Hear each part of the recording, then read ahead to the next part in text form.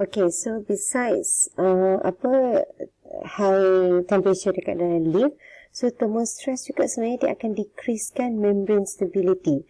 So apabila membrane stability tu dekat dalam plants kan, dia sebenarnya yang menjaga all the organelles kat dalam tu is the membrane and also the cell wall lah. So if something happen to it yang mengganggu membrane stability tu, macam-macam function dekat dalam plants tu akan berterabur, jadi cacah marba dah jadi. Okay, so contohnya apabila high temperature, okay, kita try colour lain lah pula. Let's try blue. Okay, so apabila high temperature, dia akan menjadikan the strength of the hydrogen bond dengan electrostatic interaction between polar proteins tu dia akan berkurang. So kita tahu kan hydrogen bond dengan yang electrostatic interaction inilah sebenarnya yang memegang membrane tu, yang menyebabkan membrane stability. So if this is diganggu, then dia akan modify the membrane of composition. So apabila modify, dia akan menyebabkan dah tak stable, akan berlaku ion leakage out of the cell. So apabila jadi disruption of the membrane stability tu macam-macam berlaku, and terakhir sekali it will inhibit the photosynthesis and respiration. Okay, jadi that's why kita punya conclusionnya adalah photosynthesis ni especially memang sensitif kepada higher temperature. Dia memang perlukan ada temperature, okay, tapi temperature yang normal lah. Dia tak boleh kalau it's too high ataupun it's too low. Kenapa? Because dia memang ada enzymes yang involved in the photosynthesis process. So if it is high temperature, dia akan denature. If it is too low temperature, enzymes tu tak dikejut bangun pun. Dia akan tidur je. Okay? Dia tak aktif. Okay, so contohnya yang ni kalau excessive sunlight. Okay, macam yang tadi saya cakap, light interception. So pada waktu winter, macam ni, waktu winter dia tak banyak sangat sunlight. So segar-bugar, nampak terbuka, dia punya leaf dia elok je kan. Sebab dia tak cukup sunlight, jadi dia memang buka macam tu supaya a lot of sunlight interception kepada leaf tersebut. However, apabila dekat summer ni banyak lagi cahaya matahari, so kita tengok dia punya daun dia tu semua dia curl up. Bila dia curl up supaya dia tak terbuka luas, jadi matahari mungkin dapat satu je lah kat sini. Kalau macam ni contoh dapat dua, ini dapat satu saja. So macam kita ceritakan tadi lah, yang avoidance tu. Okay, so this is research yang dijalankan dekat soybean seedlings, thermotolerant growth following a heat shock. So bila kita ada perkataan shock ni, maksudnya kita bukan bagi seedling ke pokok ni ke lama-lama dekat dia punya condition tu. So in this case kita buat temperature lah 28, 40 to 45 and also above. Ni above 45. This one 40 to 45. This one 38 degrees Celsius. This one is the normal lah. Okay, dia punya control dia. Jadi apabila shock tu maksudnya kita terkejut bagi dia dan dalam pada waktu masa yang singkat. So apabila dekat 28 degrees ni dia jadi normal. Okay, dia punya root dia pun normal. Dia punya dicot dia pun nampak elok je kan. Tetapi apabila kita increasekan lagi sikit 40 to 45, dia punya heat dia tu, tengok dia punya root dia pun pendek sikit berbanding dengan root yang ni panjang sampai ke bawah ni. Okay, dan lagi ketara apabila it is more than 45 degrees Celsius, tengok dalam 4 ni replicate ada satu je yang ada root, yang lain semua tak ada. Tapi yang satu ni pun tak ada hair root dia tu, dia ada root, tap root ni sahaja. Yang ni kan at least ada hair root. Okay, so ini adalah nak menunjukkan bahawa these plants dia affected lah dengan heat shock tersebut. Okay, so plants vary in ability to tolerate flooding. Okay, so yang ni apabila too much water lah, dia akan jadi flood. So daripada sini kita boleh klasifikasikan sama ada dia wetland plants. Ya, contohnya rice dengan mangrove tu memang hidup dia sentiasa bergelumang dengan air. Okay, so dia memang sentiasa lah, dia ni memang kena air je sentiasa penuh. Mangrove ni pun memang tak pernah lah tak ada air. Okay. Tetapi one fun fact lah saya nak kongsi. Waktu saya buat PhD dulu, ada seorang kawan saya ni daripada Sri Lanka. Dia research dia is on rice. Okay. Dia buat salinity stress lah kepada rice. Tetapi rice tu pun kan sebenarnya apabila dekat under natural environment, dia ni ditanam dekat sawah padi kan besar, lepas tu air banyak, matahari banyak kan. Jadi when we try to mimic that natural growth condition dekat dalam lab, so kita pun tanamlah dia menggunakan hidroponik yang banyak sangat air, and dia punya light dia tu pun kita control kepada yang natural light, tapi tak jadi. Okay, rice tu tak tumbuh-tumbuh, terbantut je semua. And then kita pergi kepada seminar macam mana nak grow rice dekat dalam lab setting.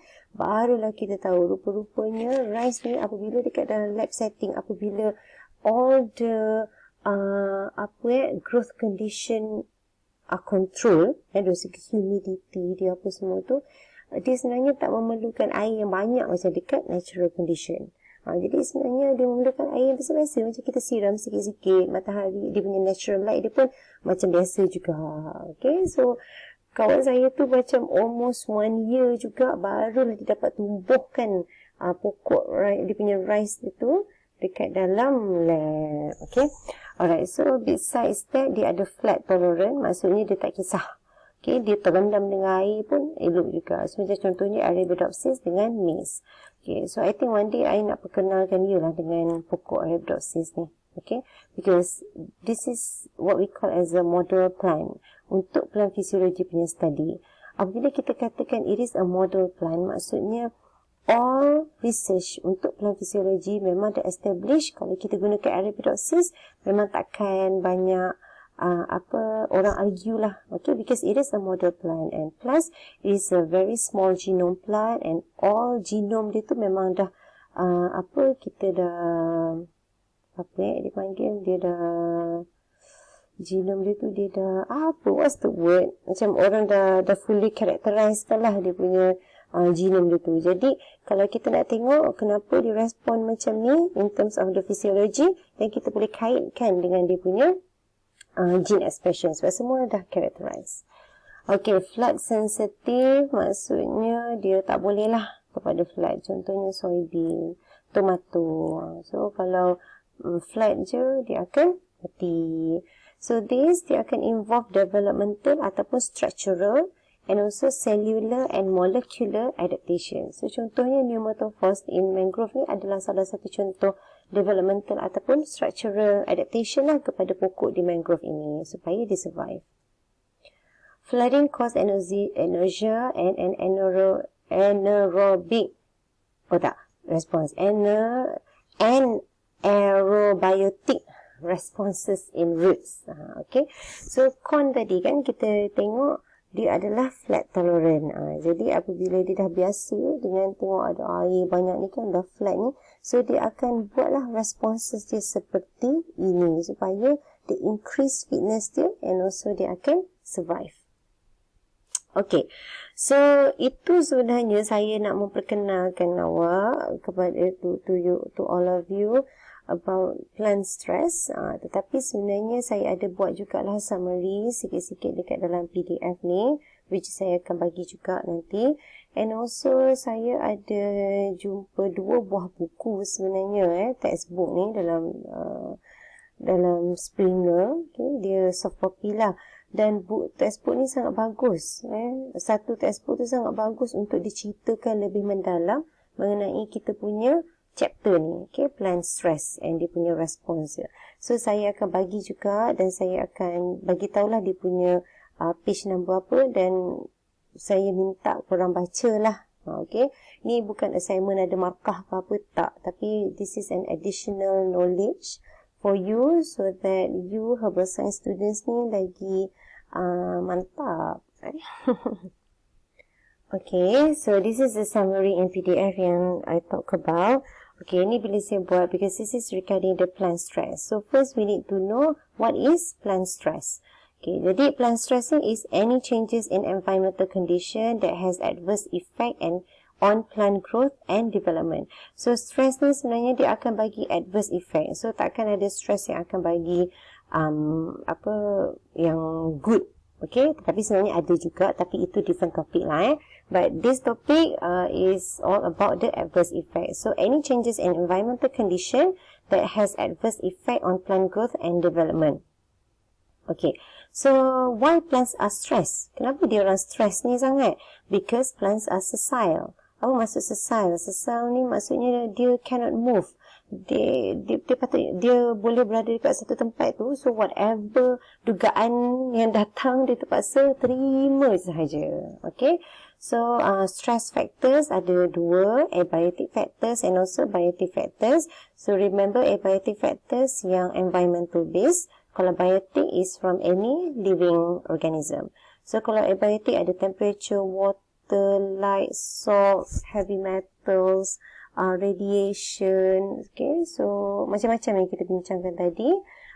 Biotic factors also, semua yang ada dekat atas muka bumi ni, all the living organisms including human. Okay, so bila plants ni dia dah berjumpa dengan stress factors ni, like it or not, they have to respond to it. Okay, so how plants respond? Dia akan gunakan this one. Okay, so I hope you still remember lah. Okay, daripada sini kita ada 3 pathway. So the first pathway, this one, avoidance, and also the resistance, dia akan jadi survival lah plants tu tersebut. But if from the CBA, cost benefit analysis, it looks like macam plants tu is better off for them to mati je daripada dia melawan and use up all the resources. After dah lawan tu dia tak boleh nak survive, then better they undergo senescence and also death. Okay, so if they remember, kalau dekat resistance tu dia ada proses acclimation, and kita dah belajar acclimation and adaptation ni dia adalah dua term yang berbeza, tetapi some people they use it interchangeably. It's just that as long as you define, you clear, faham maksud adaptation tu apa, acclimation tu apa. And one major difference between adaptation and acclimation ni adalah adaptation ni is heritable. Okay, so dia genotypic punya level.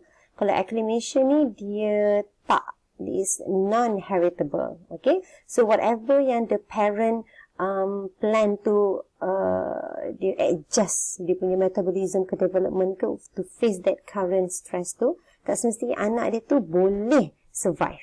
Okay, but for adaptation, apabila dia genotypic kan, so dia heritable. Jadi apabila parent dia tu dia do something in the metabolism ke in the genetic level ke to face that current stress condition, dan bila dia ada anak dia tu dah equipped with that genetic trait untuk lawan that stress. Okay, so ini adalah 3 lah yang saya dah summarizekan. So the other one is the buku. Buku tu tajuk dia Plant Physiology, Metabolism and Development. Okay, so nanti saya akan letak dekat dalam Google Classroom, okay, bahagian material punya, and I want you to read it lah. Okay, in your free time. Walaupun saya tahu you tak ada free time, tapi cubalah make an effort sebagai additional knowledge lah kepada you, because it's very interesting and it's very thoroughly discussed dekat dalam textbook tersebut berkenaan chapter ni, plant stress and responses. Tapi untuk other chapters pun sebenarnya ada juga dekat dalam textbook tu. So satu textbook tu sebenarnya you boleh untuk cover our whole course ni. Okay, so I think that's all for today. Thank you very much. Don't forget akan ada Google form yang you have to isi. So that is for to measure your understanding and also to assess your participation and also to count as your attendance. Okay, so thank you very much everyone. Assalamualaikum.